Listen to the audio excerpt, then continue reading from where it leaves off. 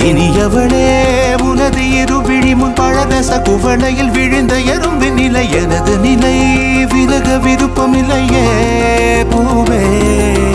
அதிசயனே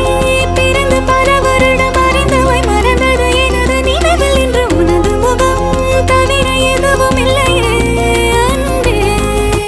வேறாரும் வாழாத பெருவாழ்விது நினைத்தாலே மனமெங்கும் மழை தூவுது மழலையின் வாசம் போதுமே தலையினில் வானம் போதுமே ஒரு கணமே உன்னை பிரிந்தால் உயிர் மலர் காய்ந்து போகுமே நீதானே